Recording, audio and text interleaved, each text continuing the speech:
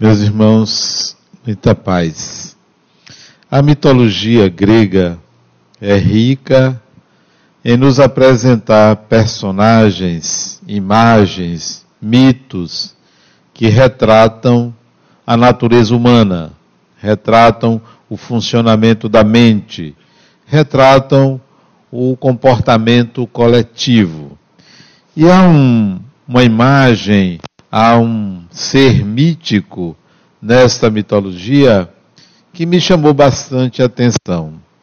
É um animal que tem o corpo de uma cabra, tem duas cabeças, uma de leão, outra de outro animal, e tem uma cauda de dragão. É um animal um pouco feio, ele é híbrido, ele é a mistura de alguns animais, ora cabeça de leão, ora cabeça de outro animal, de cobra. Ele é híbrido e tem o nome, o mito de Quimera. A figura de Quimera, ela é interessante porque desafia a nossa compreensão. Por que a mente humana vai criar um animal tão feio, tão híbrido, tão diferente, pouco funcional, cabeça de leão, corpo de cabra, cauda de dragão, pouquíssimo funcional. Para quê? Mas a mente humana criou este animal chamado de Quimera. Recentemente, eu soube da existência de seres humanos quimeras. Conta-se que existem mais ou menos 40 pessoas que são quimeras. Talvez você já tenha ouvido falar. Eu não sabia que é um fenômeno genético, a quimera. Acontece que no útero materno, gêmeos idênticos, na divisão celular, se misturam, fazendo nascer um ser humano que tem 100% de características cromossômicas do pai, 100% da mãe, em diferentes partes do corpo. Então esta pessoa, uma mulher que é quimera, quando ela gera um filho, se for fazer um DNA, vai se provar que não é filho dela, se tirar o DNA do cabelo, porque o cabelo pode ter apenas os cromossomos do pai. Então vai dizer, você não é mãe dessa criança.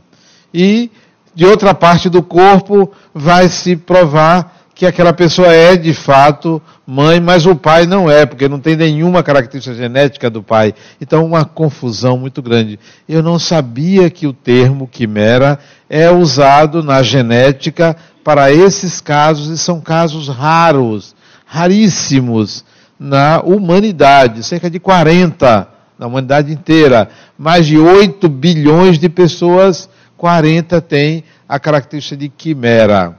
Quimera também é um termo que se utiliza para falar do futuro, da imaginação, de algo que pode vir a acontecer, de algo que é ansiado ou ansiosamente é desejado pelas pessoas. Então o termo também é utilizado para a nossa imaginação. Por que estou falando isso? Porque eu quero fazer um link com religião.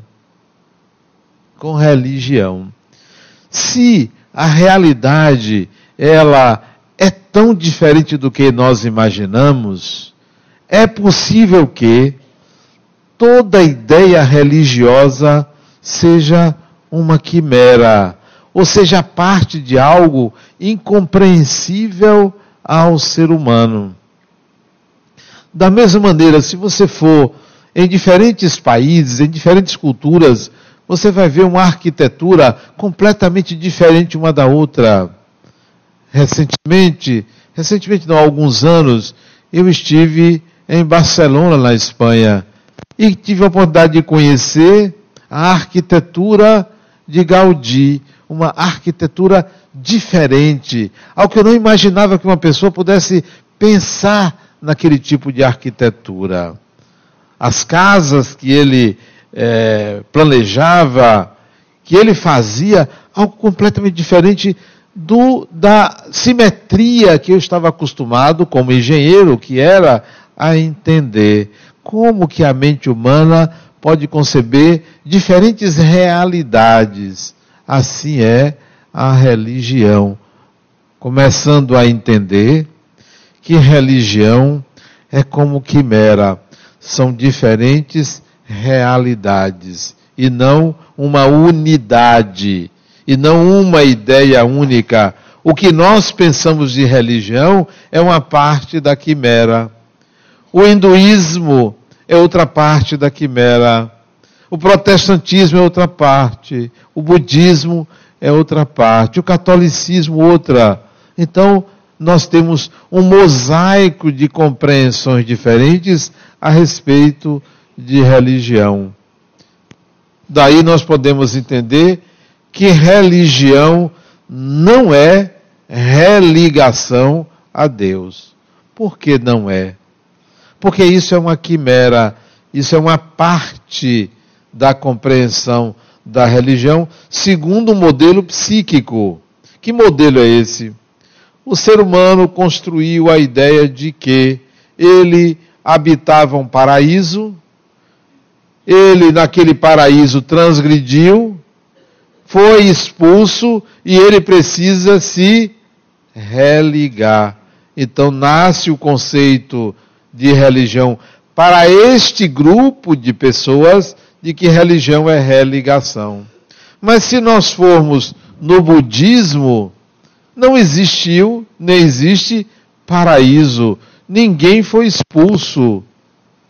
Não há um Deus a ser religado. Então, religião para a ideia budista não é religação. Religião é transcendência, é algo diferente. E se nós formos ao taoísmo, uma religião cultuada na China, no Japão, o taoísmo não tem Deus. Que tal? Olha que quimera fantástica.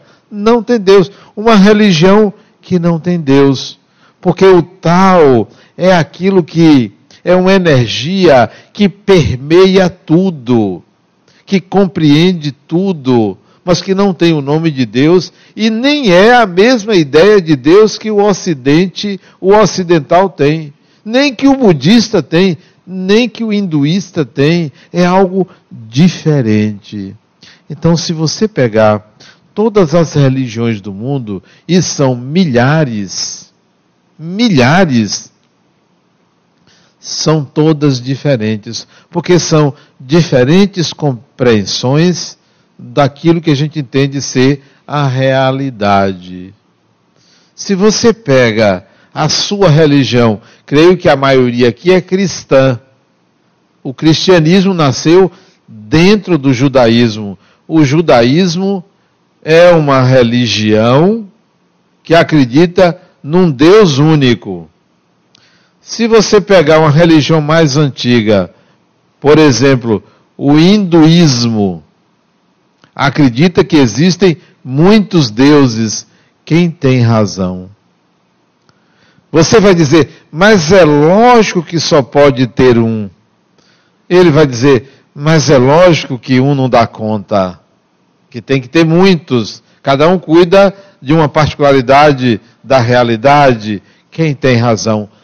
Todos têm razão, embora sejam pensamentos contraditórios, mas todos têm razão. As religiões são diferentes modos de compreensão da transcendência, de compreensão de uma cosmologia, isto é, de uma explicação do universo, de uma explicação das coisas.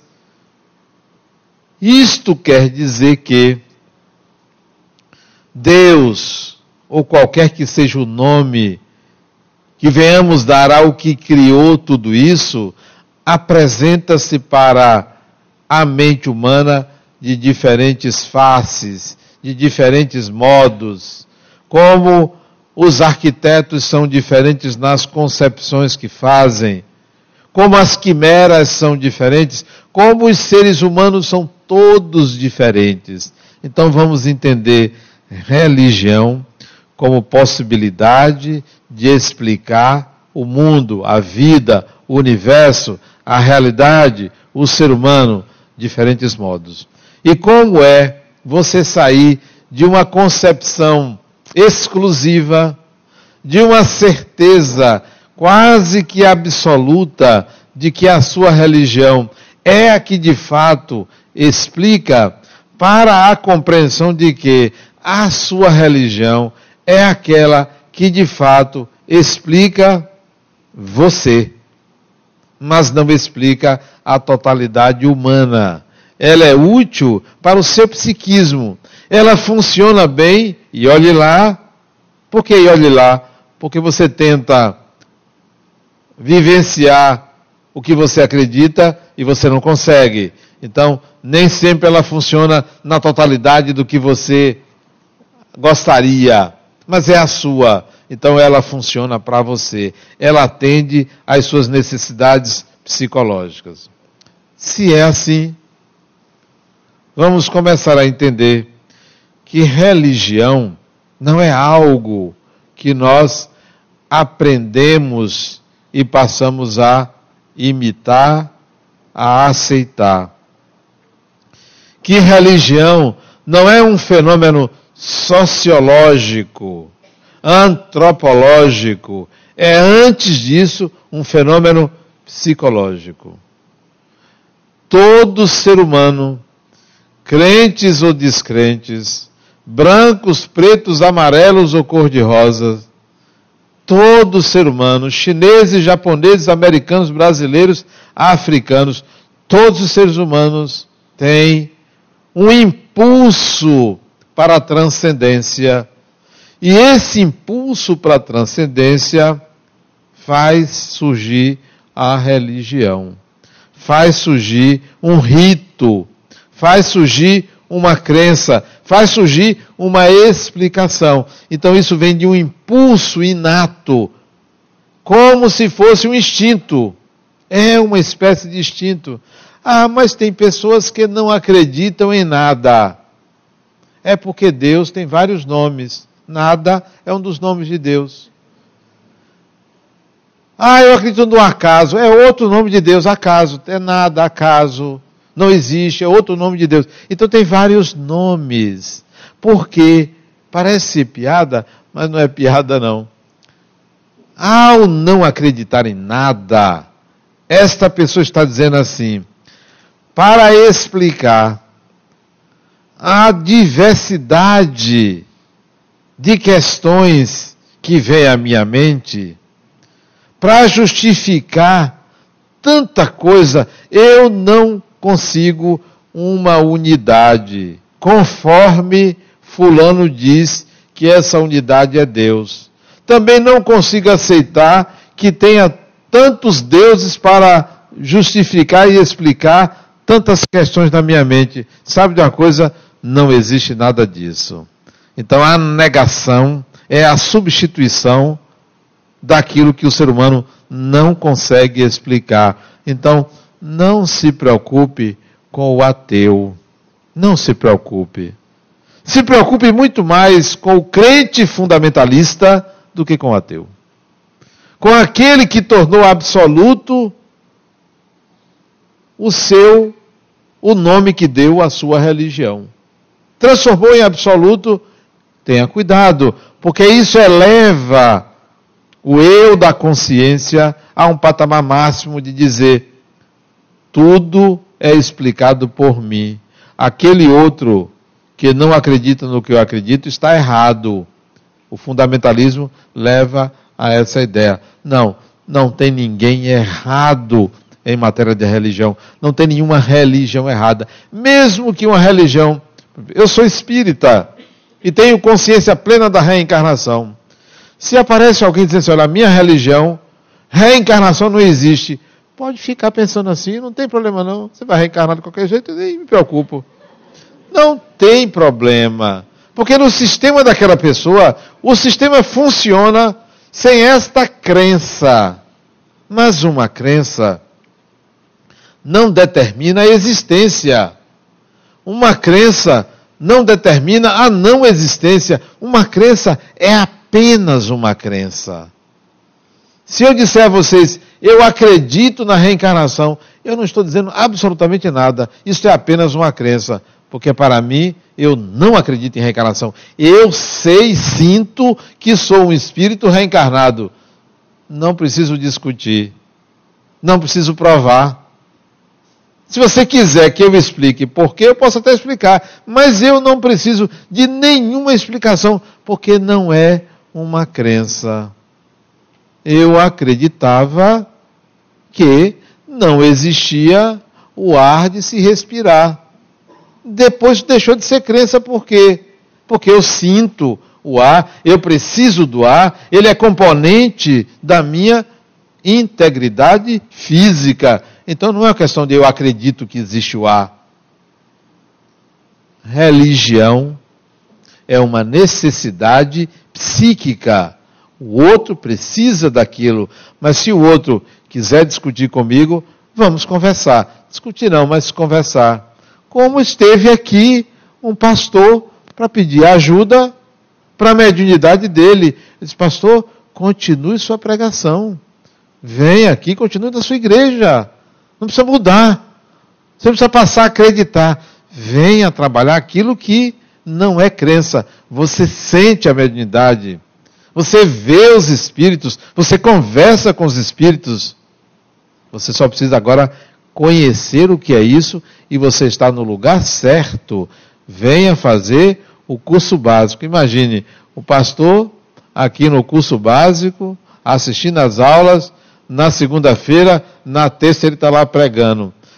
Eu vou dizer para vocês que eu não disse a ele, isso não vai dar certo, né? Não vai dar, vai ter uma hora que ele vai se confundir, né?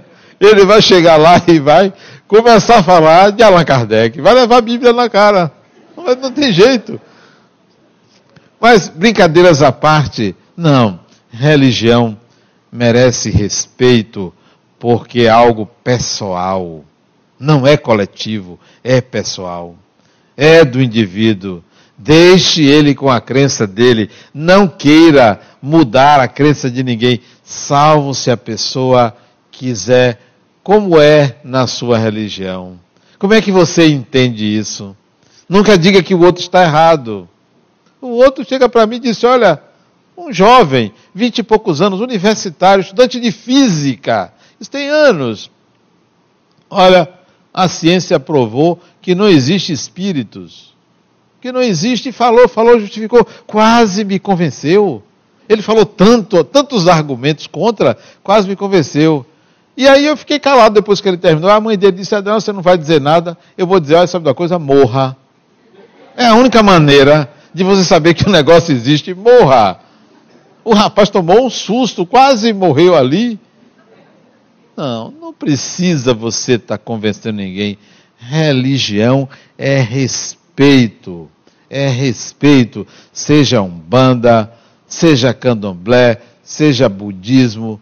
Todas elas são diferentes faces da mente humana. Todas. Isso não quer dizer que não haja nada de transcendente.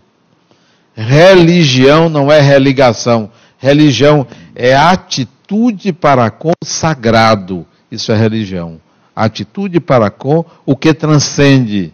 Busca pela transcendência. Isso é religião. Para uns é religar, para outros é se envolver, para outros é transformar a realidade, para outros é sair do mundo.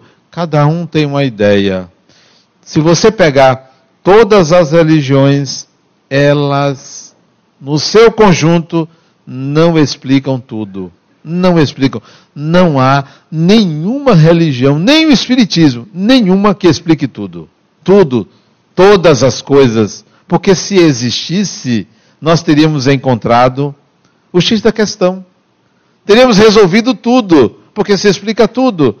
Não explica tudo, ainda bem. Então, a soma das religiões não é a solução. Se você pegar todas as religiões e procurar uma regra única, válida para todas, você não acha. Não acha. Você pode achar em 80%, mas tem uma parte que aquilo não é dito, é presumido, mas não é dito. Mais ainda, o hinduísmo é uma religião fantástica. Eu acho que se eu não fosse espírita, eu seria hindu. O hinduísmo é um conjunto de religiões. Que coisa fantástica. Centenas de religiões formam uma que se chama hinduísmo. Centenas. Você vai na Índia, que eu nunca fui, mas sei disso, de relatos de que tem cidades que os templos dedicados à religião são diferentes, não há uma uniformidade, porque cada um entende de uma maneira. Então são muitas religiões que formam o hinduísmo. Você vai pegar o budismo é uma unidade, poucas divisões, budismo, zen budismo, budismo tibetano, pouquíssimas divisões. A religião que mais se dividiu no mundo chama-se cristianismo. A que mais se dividiu. A que tem muitas divisões. O que é maravilhoso isso. É como o hinduísmo. O cristianismo parece com o hinduísmo. Porque se dividiu. Cada um pensa de uma forma. Tem igreja do tipo A, do tipo B, do tipo C. Igreja do evangelho, triangular, quadrangular, pentágono. Igreja disso, igreja daquilo. É um bocado de religião. Olha que coisa bonita. A diversidade. Acabou a unidade.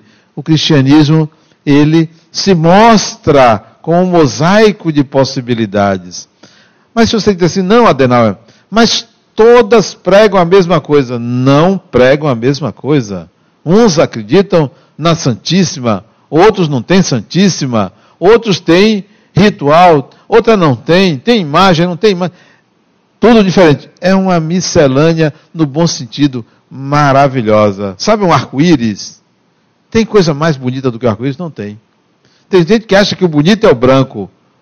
Outros que é o azul. Eu prefiro o arco-íris. Porque tem todas as cores. E um arco-íris com muitas cores. Não são só 7, não. 700. Porque o belo é o diverso, é a diversidade. O belo não é a unidade. A unidade restringe, diminui, sintetiza demais. A mente se encerra na unidade. A diversidade permite que a gente enxergue e respeite cada ser humano como um ser diferente. Ninguém é igual a ninguém. Olha que coisa maravilhosa.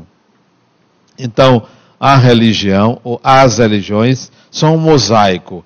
E o cristianismo se dividiu em milhares de religiões. E digo religiões porque umas seguem um papa, outros seguem um bispo, outros seguem uma outra pessoa. E já nasceu dividido. Já nasceu dividido o cristianismo. Quando Jesus foi crucificado e não acharam o corpo dele, nasceu uma religião ortodoxa e uma religião não ortodoxa. Dividiu logo. Ele mesmo disse, eu não vim trazer a paz, eu vim trazer a espada, a divisão, e não essa unidade, que ela é mais exterior do que interior.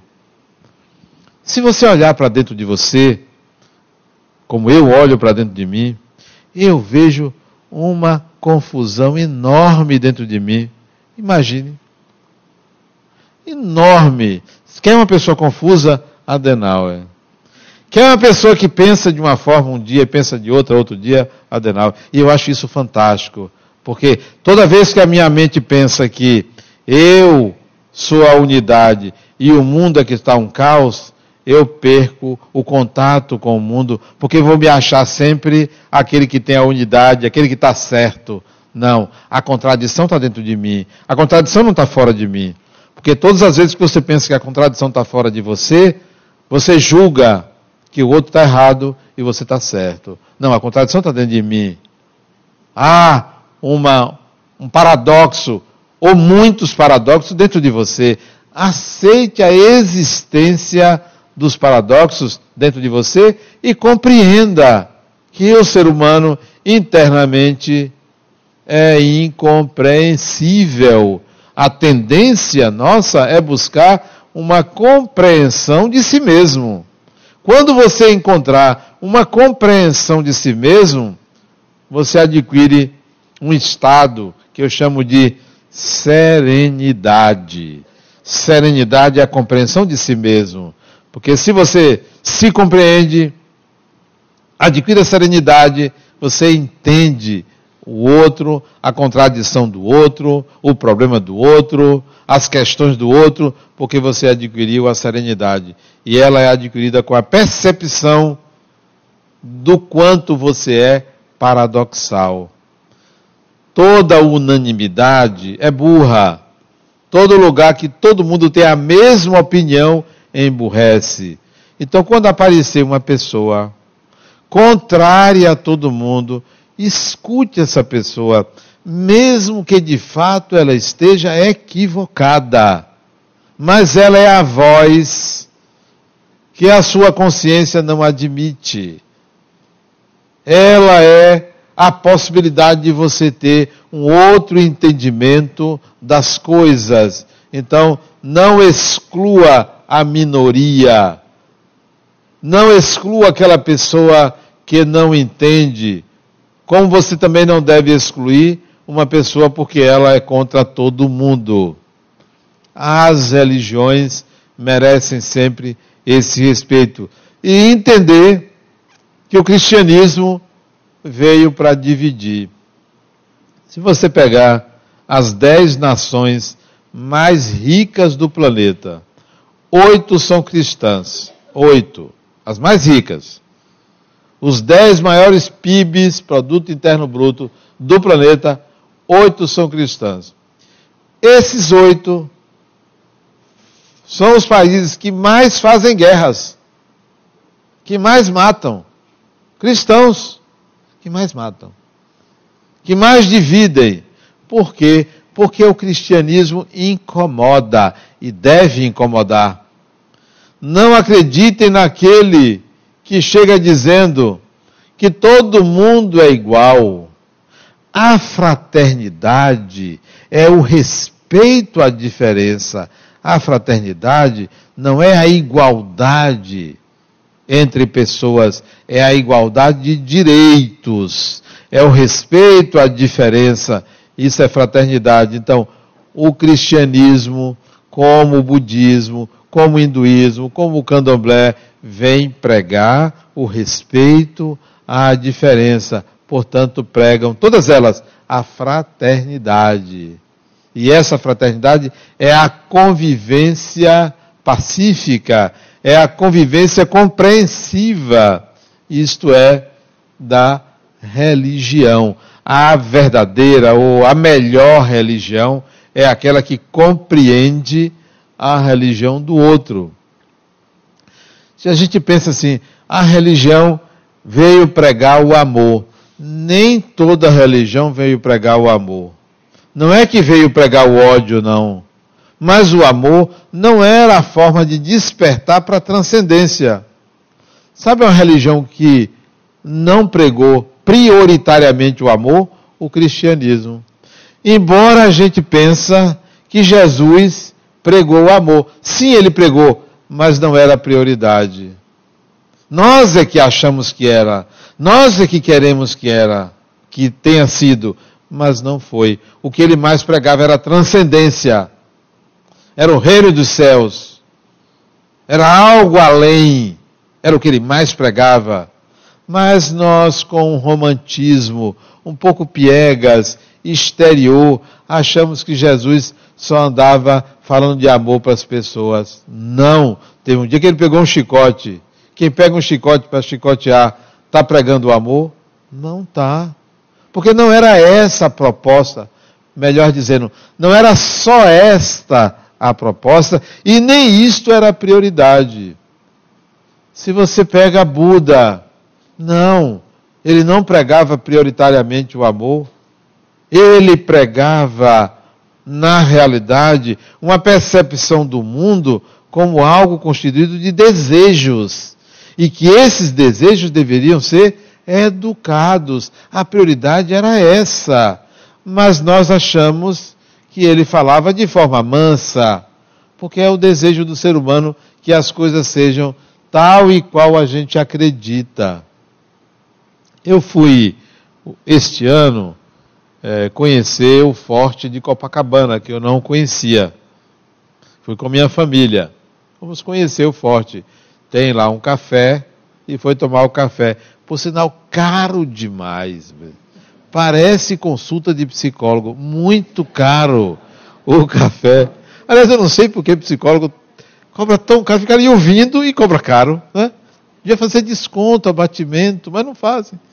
Fui lá tomar um café. Caro como o quê? E não tinha lá essas coisas boas, não, mas fui tomar. Saio do Forte de Copacabana e vejo num portal na saída do Forte uma frase escrita em latim. Alguém lembra? Foram lá. Quem conhece? Levante o braço. Pouca gente. Sabe o que é isso? Falta de dinheiro para viajar. Fui lá. Está escrito em latim. Uma frase despretensiosa.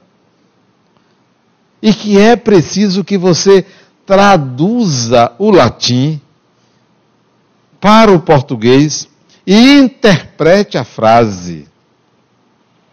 Está escrito assim: se queres a paz, prepara-te para a guerra.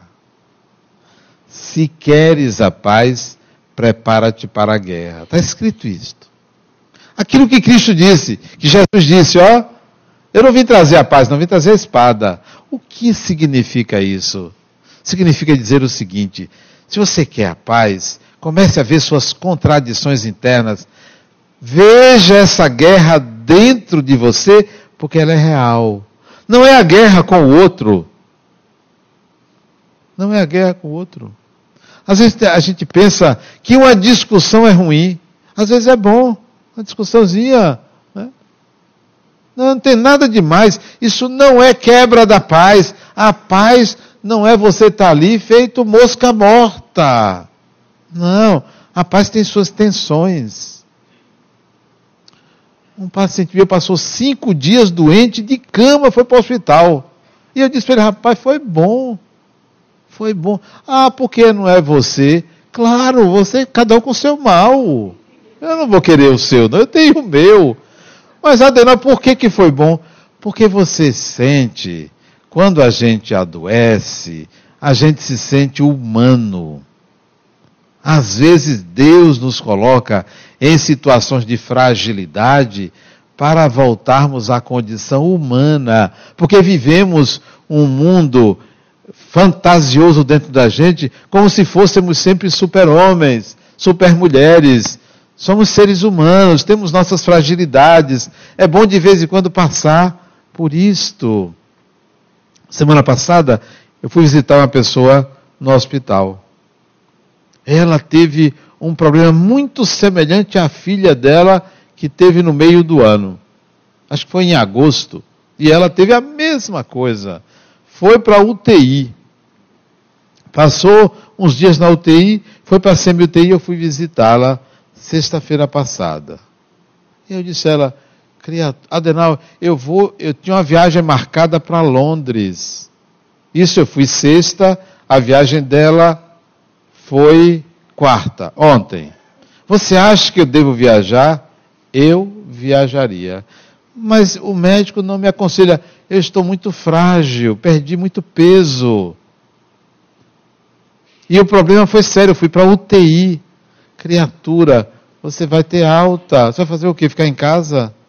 Uma viagem toda programada, você e sua filha, vá. Ela não foi. Não seguiu o meu conselho. Ela adiou a viagem para fevereiro. Mas por que isso está acontecendo comigo? Eu disse: não pergunte por quê, pergunte para quê. Isso é para você se sentir humana. Para você olhar as suas fragilidades, o ritmo da sua vida, tudo que você faz, como faz. Ah, mas eu acho que isso foi porque eu briguei. Ela teve uma briga com a filha dela, que eu briguei com... Não é porque você brigou com a filha. De vez em quando a briguinha até aquece, né? aquece, você renova, faz a pessoa acordar. Não, a paz não é um casal de 90 anos que fica um olhando para o outro e não tem o que dizer. Isso não é a paz. A paz é a percepção da antinomia interior, isto é, dos paradoxos interiores. E a gente precisa se aceitar. Aceite-se como uma pessoa que não se compreende totalmente. Por que eu tenho que estar me compreendendo sempre? Porque eu tenho que estar sempre com a certeza de uma coisa. Olha aí a quimera. Ninguém imaginava que um ser humano pudesse ter um mapeamento de DNA no corpo diferente. O cabelo de uma forma, o músculo das costas de outra maneira. Ninguém tem certeza absolutamente de nada. Ninguém tem. Todo mundo está sempre em dúvida. O outro disse que ia acontecer um tsunami. E a pessoa me perguntou, Adenauer, vai acontecer? Eu digo, olha, você mora em que andar? Eu moro no 7º, deixa eu ver qual foi o andar. 7º andar. Eu disse, então, pronto, se tiver, você está seguro, você está no 7º andar, né? Agora, eu, se fosse você, descia para ajudar aqueles que vão precisar. Venha para baixo. Então, você acredita que vai acontecer? Eu não sei, mas é uma experiência que eu queria viver, né? Ver como é. Alguém aqui já passou por um tsunami? Não, então poderia passar por isso, né? Não vai morrer de qualquer jeito? Pode ser por um tsunami. Vai ser diferente, né? Brincadeiras à parte, não. Não espere que as coisas sejam tal e qual você pensou e imaginou. Tudo pode ser diferente. Tudo pode ser de uma forma que você nunca imaginou. Deus sempre surpreende a lógica humana. A lógica humana serve para o ser humano. A linguagem divina, ela é completamente diferente. Não é como você imagina. Você não foi treinada para a lógica divina. Você foi treinada para a lógica humana. E a lógica humana é assim, ó. Início, meio e fim. Causa, efeito. A lógica humana é esta. E se você perceber, esta lógica não é suficiente para explicar tudo que existe. Se não explica tudo que existe, então tem algo a mais a ser compreendido. Você veja, todo ser humano precisa de uma razão para um efeito. Tem que ter uma causa, não é? Uma coisa acontece, você está buscando logo a causa. Acendeu uma luz, você procura saber onde é o interruptor, quem acionou. Ou se é um controle remoto. Apagou a luz. Hoje de tarde eu fui na Coelba para resolver um problema de energia. Quando chegou lá, as luzes se apagaram dentro da... Faltou luz na Coelba. Negócio interessante. Vocês só vão ver como as pessoas reagiram. Faltou luz, né? Apagou tudo. Só que uma garotinha que estava sentada do meu lado disse, mas a televisão ficou ligada. Ninguém tinha notado que não faltou luz, apagaram-se as luzes. Uma outra criança lá fora desligou o disjuntor das lâmpadas. Veja a vulnerabilidade da empresa. Aqui em Itapuã isso, hoje de tarde, aqui em Itapuã. Na entrada fica o quadro, pequenininho, na altura de uma criança. Ela abriu e desligou o disjuntor, apagaram-se as luzes. Felizmente ela não desligou o disjuntor geral, só desligou o das lâmpadas, não desligou das tomadas nem o geral. Eu já até esqueci porque eu estava falando isso, pelo que foi. Já sei. Então, a gente está sempre buscando uma causa. O que foi? De onde veio? Aí eu pergunto a você, como é que você justifica a existência de algo que não tenha causa? Me explique. Tem explicação?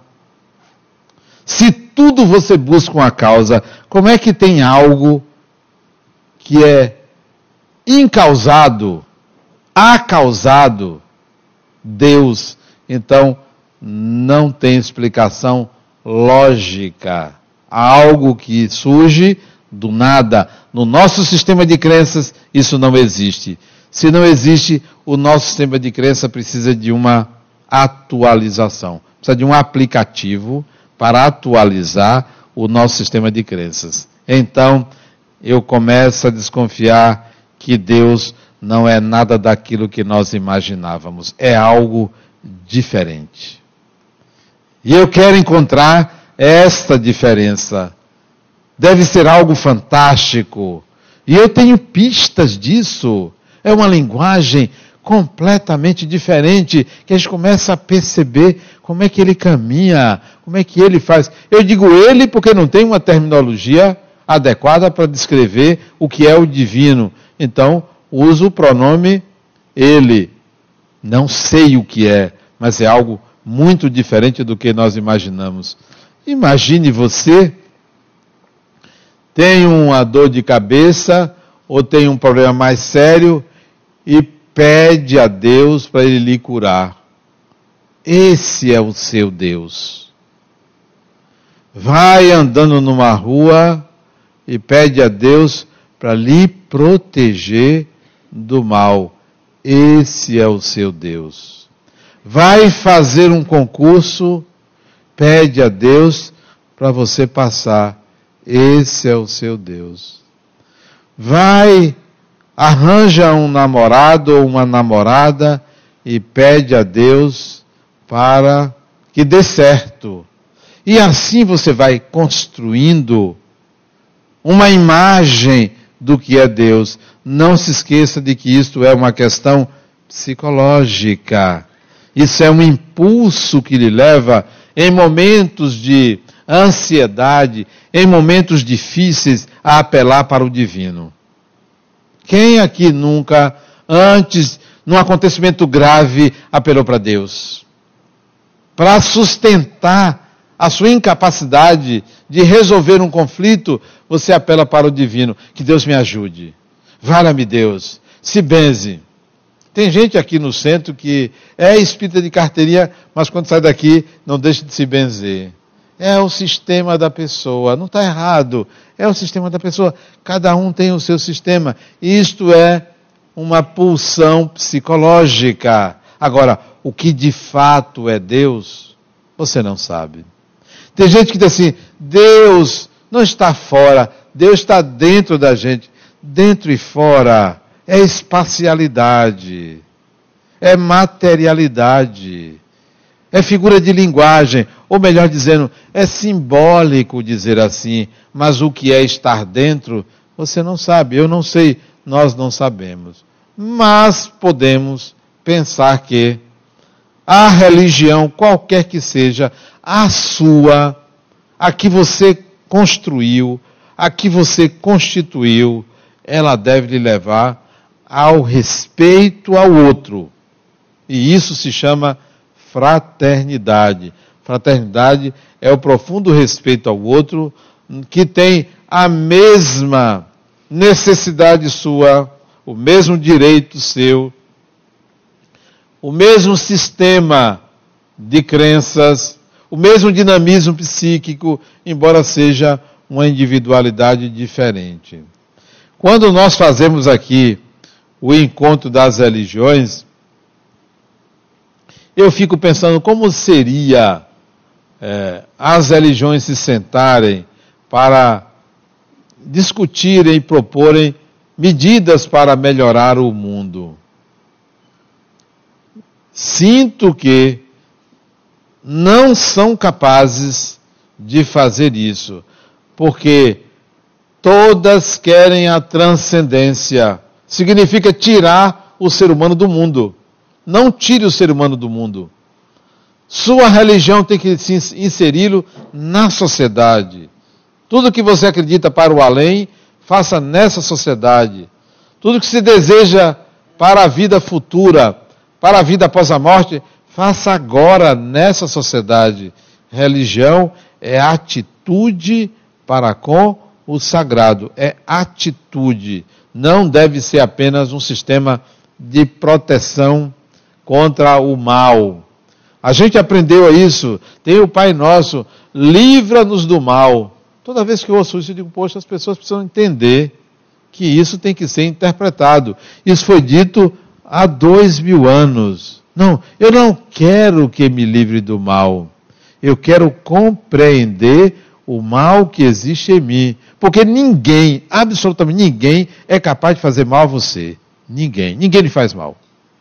Nenhum ser humano faz mal a outro ser humano. Por mais que deseje, por mais que queira, se alguém vier lhe fazer mal, este é o seu mal. Resolva ele. O mal que vem a você é o mal que você intenciona fazer ao outro. Que você é capaz de fazer ao outro. Então, entenda isso. Não peça para livrar, porque livrar significa lhe excluir, lhe incapacitar.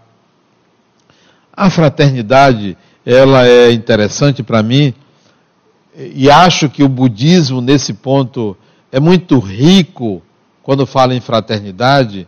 O budismo fala em compaixão, que é uma atitude psicológica, uma atitude psíquica. A compaixão é o desejo sincero e real de minorar o sofrimento do outro. Isto é compaixão. O desejo sincero e real de minorar o sofrimento de outro. Isto é fraternidade. Quer ser uma pessoa fraterna, então tenha compaixão. Até pelo seu inimigo. Até por aquela pessoa que está ali prejudicando você. Tenha compaixão com essa pessoa. A compaixão eleva o espírito, melhora o ser humano. Todas as vezes que você quiser tomar uma decisão e tiver com raiva, a decisão virá contra você. Mas se você tiver compaixão na decisão, ela virá em seu benefício. Até mesmo quando você achar que deve retirar algo de alguém que não merece, fazer uma pessoa devolver o que lhe retirou, tenha compaixão pelo outro. Olha, fulano, você me roubou, mas se você não puder pagar de vez, prestações, né? Compaixão pelo outro. Ou qualquer outro prejuízo que alguém tenha contra você, haja com compaixão. Isto é fraternidade, isto é respeito à fragilidade do outro, porque alguém só faz isso com você porque é inferior. Toda pessoa que lhe agride é inferior. E quando você agride alguém, você é inferior. O mal que você intenciona fazer a outra pessoa atesta o quanto você ainda é uma pessoa má, porque só atinge o outro que o outro merece.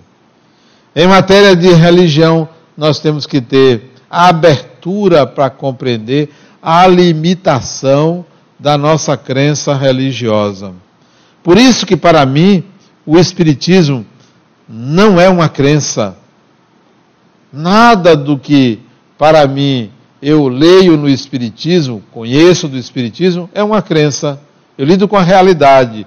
O Espiritismo me traz uma realidade. O Espiritismo é um portal que se abre para eu enxergar. O que eu tenho que ter cuidado, o que vocês têm que ter cuidado é o seguinte: quando vocês pegarem um livro para ler, interprete.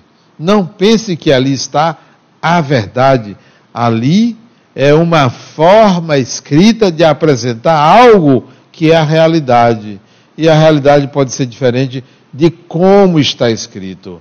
Então, se você pegar um livro espírita e dizer assim, ó, você tem que amar. Aí você, poxa, eu não consigo, então eu estou errado. Mas leia de uma forma diferente. Leia assim, quando tiver escrito você tem que amar, você deve amar, você precisa amar. O que é que tenha sobre o amor? Pense assim, amar é um sentimento.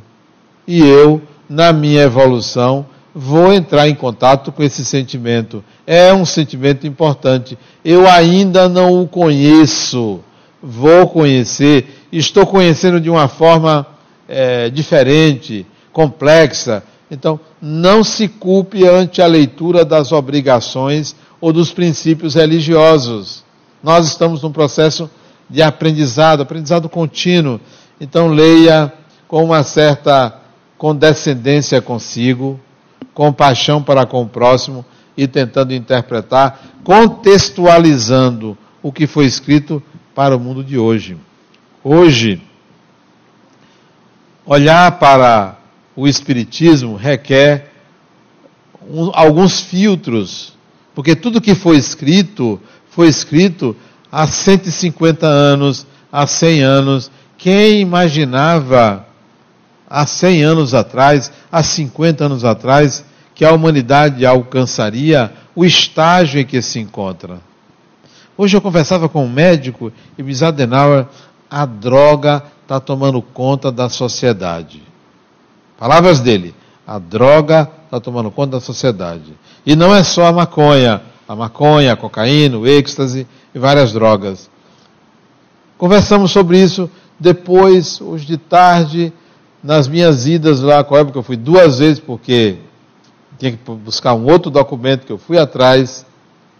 Eu pensei assim: a droga entra onde há a falência de um sentido para a vida.